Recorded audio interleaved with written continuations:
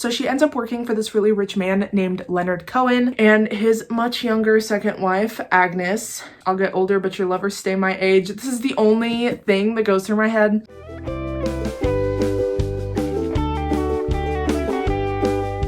Hey guys, it's Nicole. Welcome to my channel, or welcome back to my channel. If you are new here, don't forget to subscribe for more Taylor Swift and book related content. But today I wanted to do the folklore book tag. Also, this is a tag that has been going around for a while. However, I decided to just make my own because I looked through all the other ones that I was finding on YouTube and I just didn't really like any of them. So I just created my own. I will have all of the prompts down in the description if you want to do this.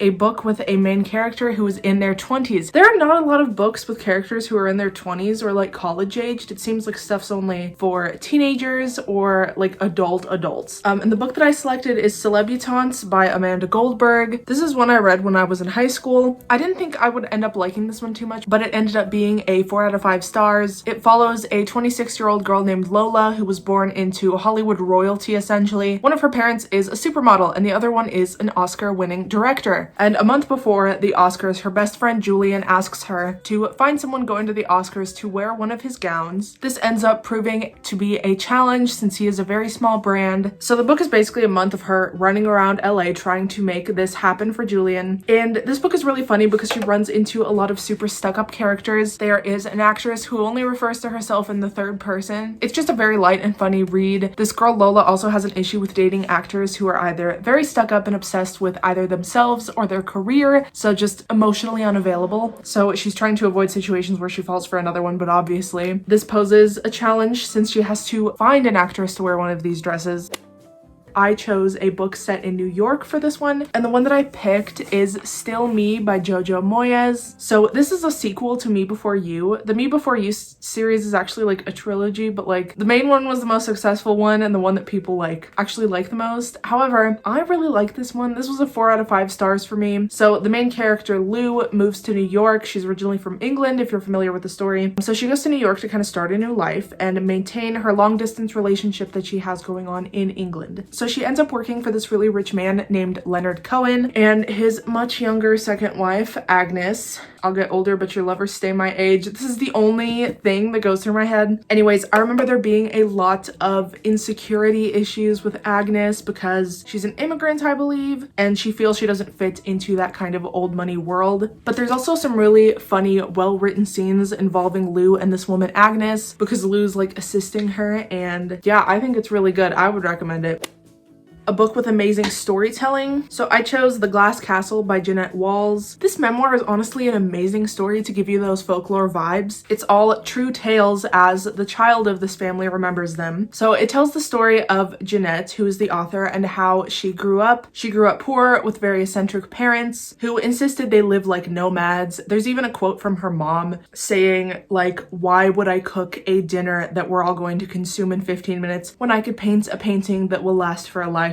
Just like people who overall just like should not have procreated, but we see this story being told from the perspective of the child. So Jeanette's upbringing really gave her this drive to succeed and to live like normal people, I guess. It really tells the story of unconditional love, and while Jeanette grew up in such terrible conditions and pretty much child A-word, can I say that on YouTube? She writes in such a way that you can't hate the parents. Okay, so I then went on to very poorly explain the parallels I see between this book and the overall theme of folklore, especially in The Last Great American Dynasty. The overall theme of folklore is folk tales and how you hear them from the perspective of one person who is telling it. Like, this book is entirely about Jeanette's parents, but it's only from her perspective, you know what I mean? So while she is telling her truth, the parents might remember things differently or view it in a different light, and that kind of reminds me of the way Taylor sings about the woman who owned her house previously, and it's all anecdotes. Like in Taylor's case, she didn't even meet this woman. Is this making sense? I was really concerned that this connection was going to discredit the author for telling her story, because obviously this is something she lived versus Taylor is just telling a story of someone she had never even met. But yeah, I just wanted to explain a similarity in it being a story about other people, I guess, and how the narrator views it, I suppose.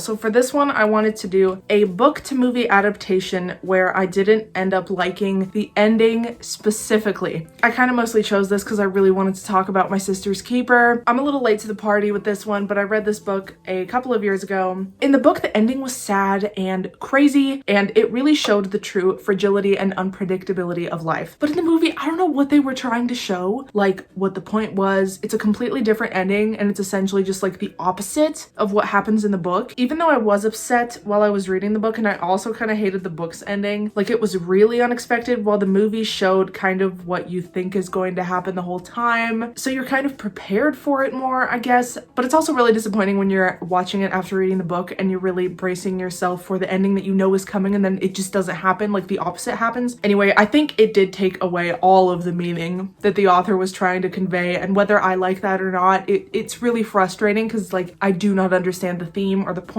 or the message behind the movie as much as I do the book, even if I didn't like it that much. For this one, I chose A Book with a Funeral. This is a recent read, yay, finally. I'm talking about some different stuff. I chose In Order to Live, a North Korean girl's journey to freedom by Yeonmi Park. This was a 5 out of 5 star book. I actually read this one last month, and I have not had a book after this one that has come to 5 stars or even 4 stars. I'm kind of in a slump. Like everything has just been consistently 3 out of 5 stars. I appreciate this book so much because of how human it is. This girl's YouTube channel is really starting to piss me off though, I'm not gonna lie. It used to be really interesting and had a very like human tone to it. That's the best way I can think to describe this, as the book did, but now it's just like libertarian backed cognitive dissonance. It's weird. But anyway, I highly recommend the book, just not the channel. It's basically a memoir of her experience escaping North Korea, and there's a not quite funeral involved because it has to be kept under wraps, but I thought it was really beautifully written. Through this person's death, she kind of becomes freed in its own way. You have to read the book to understand what I mean. If this person wouldn't have died, I don't think she would have made it out of China while in the process of escaping. So it's like this person who dies, it's so sad, but it's like the death really has meaning. Like this person did not die for nothing, and Yeonmi ended up getting exactly where this person was hoping she would. But some people may think that once you escape North Korea, it's all just going to be sunshine and rainbows from there. But if you escape through China, as Yeonmi did, things can get really bad, and they definitely were. So I chose a book about a people pleaser. I picked Every Last Word by Tamara Ireland Stone. This was a 3-star book for me. This is one I also read recently, one of the ones after In Order to Live. It was alright, but mainly I chose it for this one because of the character development. The main character, Samantha, starts off pretending to be someone she's not while hiding the fact that she has OCD from everyone except her family. The book really shows her journey from trying so hard to fit in with her popular friend group to learning creative new ways to cope with her OCD that may not be super socially acceptable in her social circle, which involves starting to write poetry and attending a poetry club, and then she finds some friends through this outlet as well. But she's kind of living a double life for a while. Like she goes to this poetry club and it's like a secret and her friends don't know where she's even going. So she eventually does learn to be who she actually is and not care what anyone thinks, but she is very concerned in the beginning and probably up to like the climax of the book with what people think about her. It's really unfortunate, but it's very much like Mirrorball. A book set in Pennsylvania. I actually do have a copy of this one, but my mom lost it. This is Life as We Knew It by Susan Beth Pfeiffer. This is a science fiction, dystopia, post-apocalyptic sort of book. The whole series gets dark as hell. The first one is definitely the most enjoyable one. After that, I mean, it's good, but it's like, why you gotta do me like this? Basically, the entire premise is that a meteor knocks the moon closer to the earth, and this causes tsunamis, earthquakes, issues with electricity, I'm pretty sure. Pretty much everything turns into chaos. I first read this in middle school, and I remember it specifically really fucked me up because this girl's family ends up living out of their sunroom because volcanic ash pretty much covers the sun's rays, and they're just kind of stuck in this perpetual winter because of that. And so they're all just living in the sunroom with limited food and like one wood fire stove, and me and my family have a sunroom, and the entire book was taking place like in hours, like in my head, because that's the only example of a sunroom I can think of. So that just messed things up for me, but yeah, it's really good. It's a book you read in August. Okay, I'm gonna be completely honest with you. I was listening to Warrior Cats audiobooks the entire month of August because I'm doing it for a video. I'm trying to get through all of them. I've since taken a break. To be specific, I was in the Dawn of the Clans arc, if you know what I'm talking about. These are like everybody's childhood favorites, and I kind of missed out on that. I've been on a little kick of reading stuff that I kind of meant to read when I was younger and just never did. Like I recently got through the Harry Potter series, which was 10 out of 10. Okay, that was the best decision I ever made, but holy shit, why are there like 75 books about cats? Like how many stories can you write? But I just want to see where it goes. How does it end? I actually don't think it's ended yet, which is kind of sad, but you know, August slipped away because I was sitting with my cat and listening to stories about cats. Anyways, I thought that specific arc was okay. The way these stories work is there's like 6 books in each arc, so it's like mini series inside of the entire series. So there's 6 books that kind of tell one sort of story, and then the next 6 books focus on a completely different plot and different cat characters. This is the most Swiftian thing I feel like I've ever said, though, to be honest, even though it's a little bit embarrassing. But yeah, I think the first arc was absolutely the best. That's how it usually goes. I mean, do you really need much more than 6 books from a series like that? I will be discussing my further thoughts in a later video. Honestly, I don't think it's even worth completely reading all of them. Just watch my video. I will explain everything in a ridiculous, entertaining manner. But I do think middle grade books are like a bit of fun at certain times. A book involving addiction. I chose Patron Saints of Nothing by Randy Rebay. I've talked about this book before, but basically the main character, Jay, is a senior in high school and he's about to go off to college when he finds out his cousin from the Philippines was murdered as part of their president's war on drugs. And none of his family wants to talk about it because of the stigma, but he decides to fly there to find out more and discover the sides of his cousin that he never got to come to terms with since he lives in America. This is a 5-star read, so I do highly recommend it. It made me cry a little bit.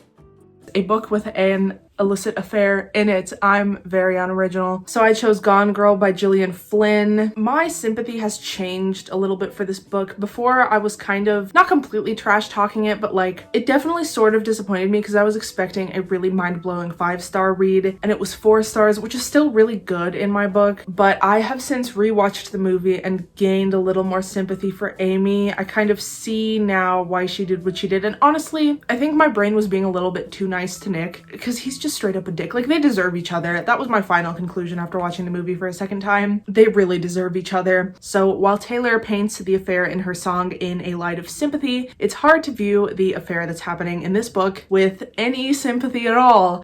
Maybe sympathy for the girl, because she was straight up a 19-year-old girl while this man was like 40 and married. It's just overall hard in general to view this book with any sympathy. Like, none of the characters are likable except maybe Nick's sister. At first, I thought the ending was so awful and unsatisfying, but I always thought it was a riveting story. But yeah, they're both so shit that they deserve each other. I don't know. I also wrote a song about the story recently from Amy's perspective that I did for a songwriting class. Should I post it? But yeah, this affair is especially icky because the girl is so young. Yuck, ick, gross. 4 out of 5 book though. A pair that belongs together. I was going to choose the Me Before You couple. As you guys know, that's like, I just think that couple is so perfect together. However, something that really makes me think of Destiny and Fate in particular, in true Invisible String fashion, would be The Fault in Our Stars. I don't even believe in an afterlife, but I do for these two. Like, if these two souls aren't together after the absolute shit life cards they were dealt, I don't even want to be here anymore. A story of revenge. I chose Carrie by Stephen King. This is a classic. This is a classic revenge story. She gets revenge on her classmates, essentially, if you haven't read it. But you can't feel bad for them because she gave them so many chances. So good for you, Carrie.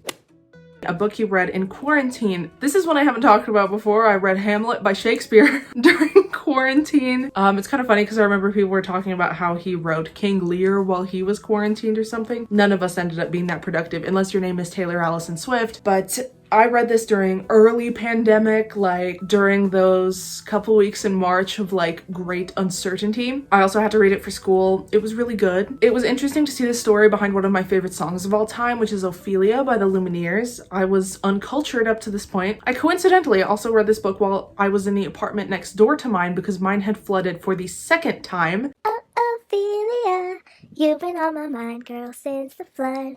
So it was just a very specific vibe for me, just sitting in this apartment that wasn't mine, that actually belonged to the druggies who were living next to me prior to the first flood. The first flood drove them out, actually. I should have left too, if I'm being honest. But also this tag reminds me, I have a flood for every single Taylor Swift era from Reputation onwards. I had a Reputation era flood, a Lover era flood, a flood towards the end of the Lover era around the time when Folklore was being like finalized, then a flood right after Evermore on the weekend that Fearless Taylor's version was announced. And now I'm currently dealing with my Red Taylor's version flood that is happening in my house. Maybe like the 1989 Taylor's version flood will happen when I like move to the city of my dreams.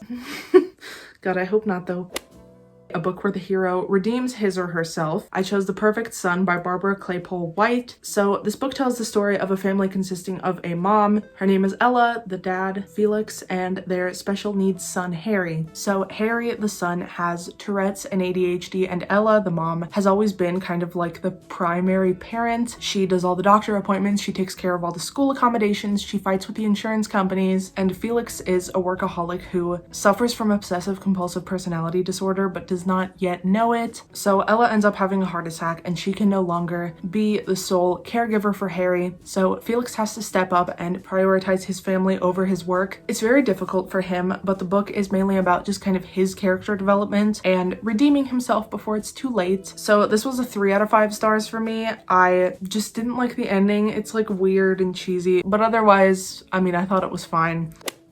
A comfort read, I chose the Tales of Magic series by Edward Eger. I also reread these at the beginning of quarantine. These are books that I really liked when I was a child. They're these original fairy tale sort of stories about magic happening to really ordinary children. And I'm pretty sure they're set in England, so it's like that Mary Poppins kind of vibe. I have so much nostalgia for like Mary Poppins and just that like little pieces of magic in otherwise very ordinary situations. And I also think these were written in the 60s, so just really nice calming vibes, especially when you're going through unprecedented times.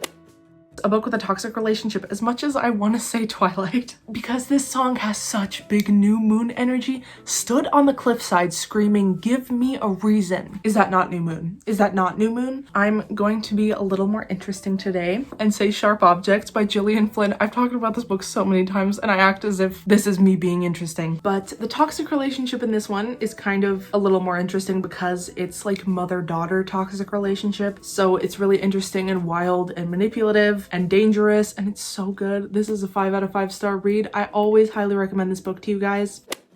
A book involving running away. So I chose The Giver and all of the books that follow The Giver in the Giver series. I feel like people only ever talk about The Giver as a standalone, and that makes me so sad. Also, Taylor Swift was in the movie. It's just like consistently each book that follows is 5 out of 5 stars. They're so good, and each one follows a different character, but they're all kind of like related to each other in some way. I think this is a great choice for this song and theme because the running away that happens in this book, it happens in the very first book, and it's kind of the event that leads to everything that is then able to happen in all of the preceding books. I will recommend the entire Giver series every day until I die. So yeah, that is the Folklore book tag. I've seen so many Taylor Swift album related book tags floating around YouTube, but I think this is going to be the last one that I do for a while. I just need to get some newer stuff to be able to throw in there, you know? This one had a few newer ones, well, new to me. Yeah, I hope you guys enjoyed this video. If you did, make sure to give it a thumbs up and let me know down below what you would have chosen for any of these, if anything came into your mind when I told you the theme, or what your thoughts are on any of these books. If you want to follow me on my Instagram, it is right here, and if you want to follow me on my TikTok, that is right here. I will see you all on December 1st because I'm going to start posting twice a week. I'm also going to start going live starting that day. I'm going to try to do it every night. We'll see if that ends up happening, and I hope you have an amazing day. Bye guys.